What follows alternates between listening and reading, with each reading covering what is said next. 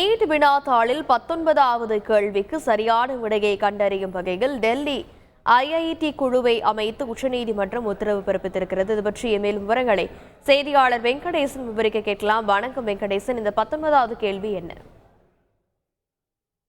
வினாத்தாள் கசிவை தொடர்ந்து மறுதேர்வு கோரும் ரிட் மனுக்களை உச்சநீதிமன்ற தலைமை நீதிபதி டி.ஒய். சந்திரசூட் தலைமையிலான அமர்வு விசாரித்து வருகிறது. இன்றைய விசாரணையின் போது மனுதாரர்கள் தரப்பில் குறிப்பாக இந்த மத்திய அரசு தாக்கல் செய்த அந்த அறிக்கையில் மாநிலங்கள் மைய வாரியாக வெளியிட்ட அந்த நீட் தேர்வு முடிவுகளில் அகில இந்திய அளவில் முதல் மதிப்பெண் பெற்றவர்கள் விவரங்களும் தேர்வு மையங்களின் வரிசை எண்களும் இடம்பெறவில்லை என்றும், நீட் வினாத்தால் தேர்வு நடந்த சில நாட்களுக்கு முன்பே கசிந்திருக்க வாய்ப்புள்ளது என்றும் போன்ற ஒரு வாதம் என்பது முன்வைக்கப்பட்டது. அப்போது நிச்சயமாக இந்த வாதத்தை மத்திய அரசின் சார்பில் ஆஜரான சொலிசிட்டர் ஜெனரல் துஷார் மேத்தா மறுத்தார். குறிப்பாக இந்த வினாத்தாள் கசிவு தொடர்பாக மாணவர்களுக்கு மே 5ஆம் தேதி கிடைக்கும் என்ற தகவல் மே 4ஆம் தேதி அளிக்கப்பட்டதை தான் தவறாக நாம் புரிந்து கொண்டுள்ளோம் என்ற ஒரு வாதம் என்பது முன்வைக்கப்பட்டது.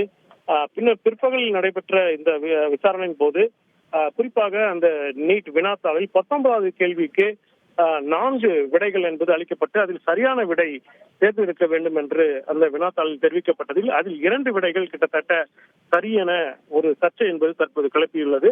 இந்த விடையை தொடர்பாக இந்த 19வது கேள்விக்கு சரியான விடை எது என்பதை கண்டறிய டெல்லி ஐஐடி தலைமையிலான அந்த குழுவை தற்போது அமைத்து அதற்கான சரியான விடையை நாளை நண்பகலுக்குள் உச்சநீதிமன்றத்திற்கு தெரிவிக்கவும் ஒரு உத்தரவை பிறப்பித்துள்ளது.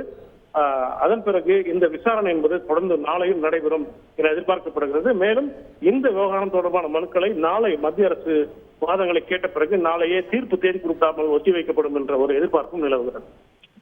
விரிவான விவரங்களுக்கு நன்றி வெங்கடேசன். செய்திகளை உடனுக்குடன் தெரிந்து கொள்ள உடனே சப்ஸ்கிரைப் பண்ணுங்க.